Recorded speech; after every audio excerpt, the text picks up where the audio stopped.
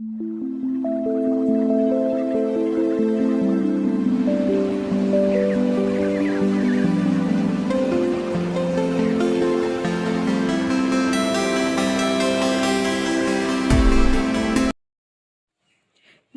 শুভ সকাল। কেমন আছো সবাই? আশা করছি ভালো আছো। তো আজকে সকালবেলাটা আমি সমস্ত বাসি কাজ সেরে নিচ্ছি।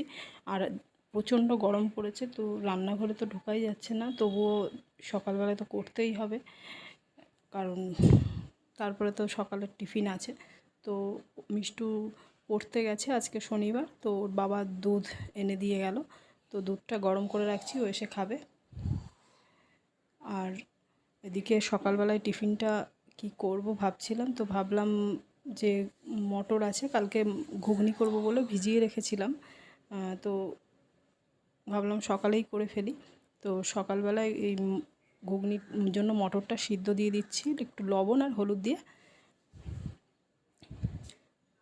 আর এই ময়দা এনে রেখেছিলাম, তো ভাবলাম একটু লুচি করব, সেই জন্য একটু ময়দা মেখে নিচ্ছি। অল্প করেই করব, কারণ এই গরমের মধ্যে বেশি করব না, দুটো তিনটে করে খাবে, সেইভাবেই করব।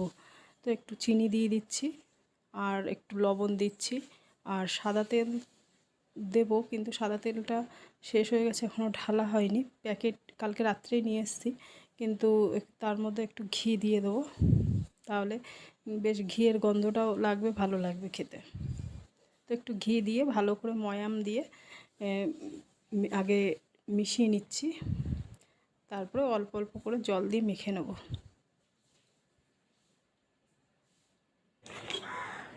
তো এই যে আমি নর্মাল জল দিয়ে মেখে নিচ্ছি অল্প অল্প করে। আর ওদিকে মটরটা তো সেদ্ধ বসিয়ে দিয়েছি, তো জানি না কটা সিটি পড়বে, আন্দাজে বলতে পারছি না। যাই হোক, 3-4টে সিটি দেবো, তারপরে আবার দেখবো সিদ্ধ হয়েছে নাকি, তারপরে আবার কয়েকটা আবার সিটি দিয়ে নেব। ওদিকে ময়দাটাও প্রায় মাখা হয়ে গেছে, এবার একটু ঢেকে রাখবো। আর ওদিকে ঘুগনিতে একটু মশলা করে নেব। এই যে গোটা গরম মশলা দিয়েছি কড়াইতে, আর একটা শুকনো লঙ্কা দিচ্ছি, বেশি লঙ্কা দেব না গরমের মধ্যে। আর একটু গোটা ধনে আর গোটা জিরে দিয়ে দিলাম, দিয়ে একটু ভালো করে নাড়াচাড়া করে ভেজে নিচ্ছি। এটা শিলে বেটে নেব। তো ঘুগনিটা আমাদের বাড়ির সকলেই খেতে পছন্দ করে, বিশেষ করে তো মিষ্টু। তো এদিকে ওর বাবা চা খায়নি এখনও, সেই সকালবেলায় বেরিয়েছে, তো চা বসিয়ে দিলাম। আর এই যে মশলাটাও গুঁড়ো করে নিচ্ছি।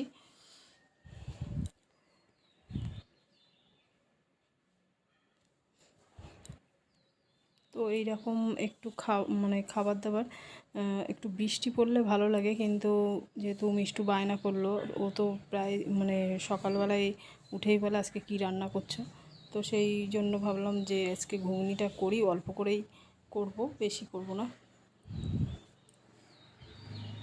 তো টমেটো কেটে নিচ্ছি, মশলাগুলো সব একটু পেঁয়াজ রসুন সব কিছু ছাড়িয়ে নেব, আর আলু দেব, ছোট ছোট দুটো আলু কেটে নেব। তো সকালবেলায় উঠেই সমস্ত কাজ করতে আমার দেরি হয়ে যায়, কারণ জলের অবস্থা খুবই খারাপ।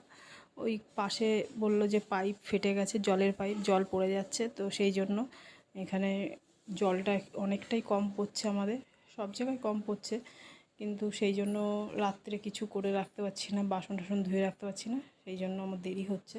তো এদিকে কড়াইতে আমি সমস্ত পেঁয়াজ টমেটো কাঁচা লঙ্কা দিয়ে দিলাম একসঙ্গে, দিয়ে ভালো করে এটা একটু ভেজে নেব।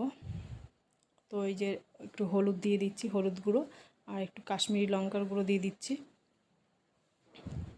দিয়ে কাশ্মীরি লঙ্কার গুঁড়োটা দিলে ভালো একটু কালার হবে, এই আর কি। তো এই যে আদা রসুনের পেস্টটাও দিয়ে দিলাম এখন, আদা রসুনটা বেটে রেখেছিলাম, আর ভালো করে কষিয়ে নিচ্ছি যাতে কাঁচা গন্ধটা না থাকে। আর এইখানে আমি একটু জিরের গুঁড়ো দিয়ে দিলাম, আর ধনে গুঁড়োটা নেই, সেই জন্য যেহেতু আমি গোটা ধনে ভেজে দিচ্ছি, তো না হলেও হবে। তো এদিকে আমি সমস্ত মশলাগুলো একটু সামান্য জল দিয়ে ভালো করে কষে নিলাম, আর এই যে আলুও দিয়ে দিয়েছি, দিয়ে আর একটু ভালো করে কষে নিচ্ছি।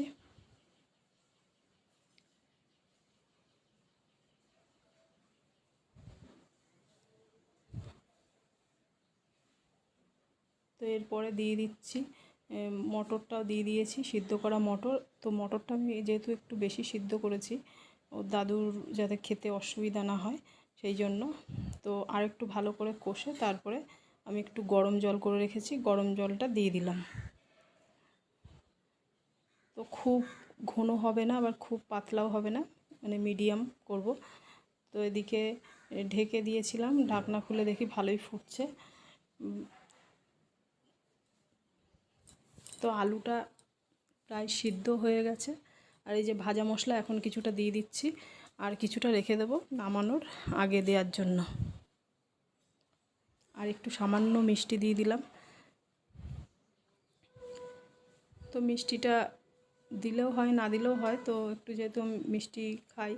আর এই যে নামানোর কিছুক্ষণ আগে মানে নামানোর আগেই বাকি মশলাটা দিয়ে এবার একটু ঢেকে দেবো, তাহলে গন্ধটা মানে বেশ ভালো হবে।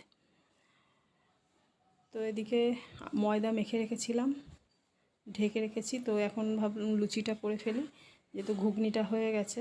তো আমি লুচি তাড়াতাড়ি করে একটা একটা করে বেলে নিচ্ছি। তো এখন 10টা বেজে গেছে, ওর বাবা আবার একটু বাদেই বেরিয়ে যাবে, সেই জন্য ভাবছি একটু তাড়াতাড়ি করে নিই। তো এক হাতে করব, তারপরে মানে সবাইকে দেবো খেতে। তো এইভাবে একটা একটা করে লুচি আমি সব বেলে নিচ্ছি, নিয়ে তারপরে একবারে ভেজে নেব। তো গরমও লাগছে প্রচণ্ড রান্নাঘরে, মানে আমি ঘেমে একদম হয়ে গেছে। তো এদিকে আমি কালকে রাত্রে ডিম ভেজেছিলাম, সেই কড়াইতেই লুচিটা ভাজবো, আর কড়াইটা ধুলাম না। তো তেলটা গরম করতে দিয়েছি, আর এদিকে ভাবলাম ঘুগনিটা আমি ঢেলে মানে বাটিতে করে ঢেলে রাখি, তাহলে একটু ঠান্ডা হবে। দেখো বেশি পাতলাও হয়নি, খুব ঘনও হয়নি, মানে এরকম ঘুগনি বেশ ভালো লাগে। আর ওর বাবাও এরকম ঘুগনি ভালো খায়। তো এই যে একটু পেঁয়াজ কুচিয়ে দিলাম, শসা যেহেতু নেই, শসা পেঁয়াজ একটু ঝুরি ভাজা দিলে বেশ ভালোই হয়, পুরো দোকানের মতো হয়। তো এই যে আমি লুচিগুলো একটা একটা করে ভেজে নিচ্ছি, নিয়ে একবারে কটা 5-6টা লুচি ভেজে তারপরে একসঙ্গে 3জনকে দিয়ে দেবো।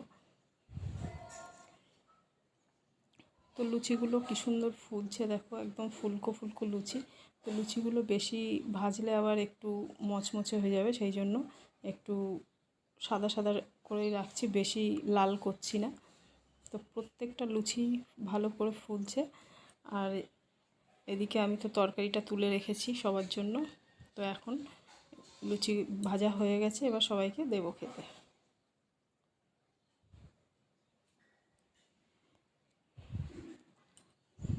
তো এই যে লুচি আর ঘুগনি আমার হয়ে গেল।